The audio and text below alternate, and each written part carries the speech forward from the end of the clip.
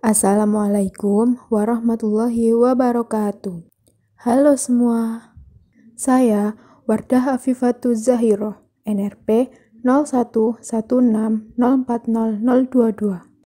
Dalam mata kuliah aplikasi komputer hidrodinamika kapal hari ini, saya akan mempresentasikan topik materi tentang pengaruh hull form terhadap hambatan kapal. Secara spesifik, hull form yang saya pilih yaitu bentuk bulbous bow pada kapal kontainer. Terdapat berbagai jenis kapal, salah satunya yaitu kapal kontainer. Kapal kontainer adalah kapal yang mengangkut peti kemas dengan jumlah tertentu dari suatu tempat ke tempat lainnya. Kapal kontainer termasuk ke dalam kategori bentuk lambung jenis displacement hull yang memiliki stabilitas tinggi dan jangkauan pelayaran yang jauh, tetapi kecepatannya relatif rendah. Bulbous bow merupakan salah satu bagian kapal yang ditempatkan pada linggi haluan. Penggunaan bulbous bow ini akan mempengaruhi aliran air di sekitar lambung kapal, di mana air dipaksakan mengalir di atas bulbous bow, sehingga dapat memecah gelombang air yang menahan di depannya. Hal tersebut akan mengurangi hambatan kapal pada saat sebuah kapal beroperasi. Selanjutnya, saya akan melakukan analisis menggunakan software Maxsurf. Untuk model yang saya gunakan, yaitu kapal kontainer dengan principal dimension sebagai berikut. LPP 84,58 meter, LWL 87,12 meter, B 15,14 meter, H 7,4 meter, T 6,2 meter, dan VS 12,5 knots. Kapal tersebut akan dibuat menjadi dua model, yaitu tanpa menggunakan bulbous bow dan menggunakan bulbous bow. Kemudian hasilnya akan dibandingkan. Oke, mari kita mulai analisisnya. Kita buka dulu aplikasi Maxsurf Resistance 64 bit. Nah, seperti ini tampilan awalnya. Lalu, pilih File, klik Open Design. Kita ada dua model. Untuk yang awal, kita pilih dulu yang biasa atau tanpa bulbous bow. Lalu, klik Open. Pilih surface mana saja yang akan kita analisis. Centang semua, lalu klik OK. Lalu, pilih Analisis, klik Method. Lalu, kita pilih metode sesuai dengan jenis kapalnya.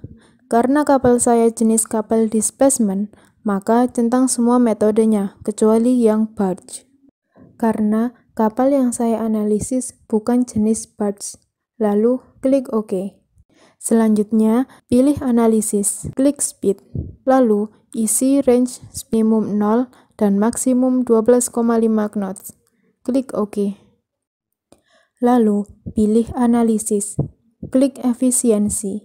Isi dengan angka 80%.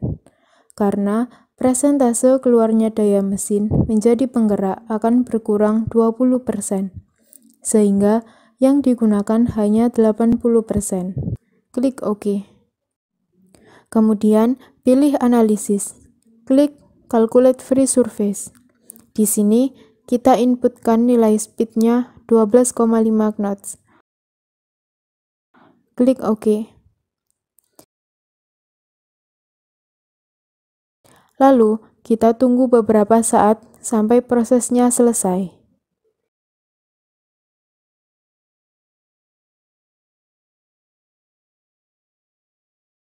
Untuk menampilkan kapalnya, kita klik di sini. Nah, jadi seperti ini.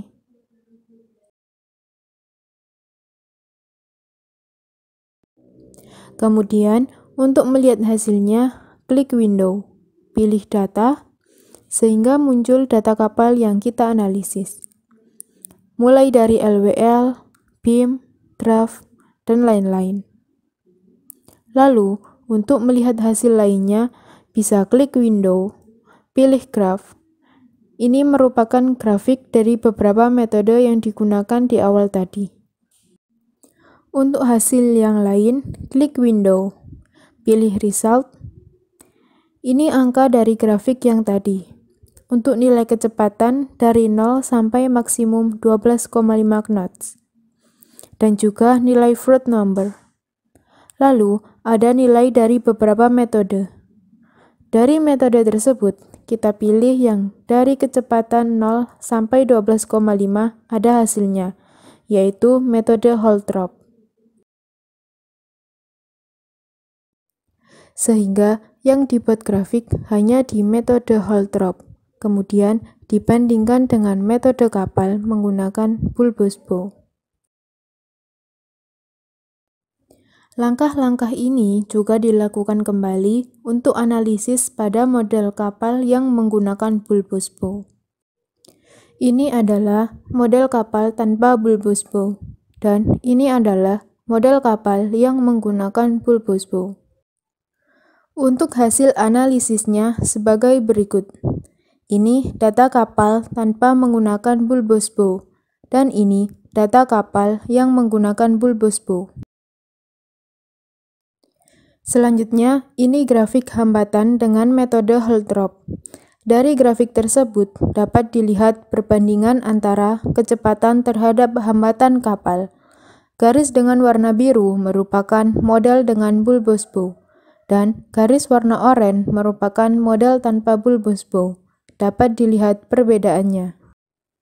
Kemudian, ini nilai hambatan kapal dari kecepatan 0 sampai kecepatan 12,5 knots pada masing-masing model. Bisa kita lihat, pada kecepatan 12,5 knots, hambatan kapal pada model tanpa bulbous bow sebesar 128,4 kN, dan hambatan kapal pada model menggunakan bulbous bow sebesar 125,4 kN. Maka, kesimpulan yang dapat diambil yaitu kapal tanpa bulbous bow memiliki tahanan lebih besar daripada kapal dengan bulbous bow. Sekian presentasi dari saya, kurang lebihnya mohon dimaafkan. Terima kasih. Wassalamualaikum warahmatullahi wabarakatuh.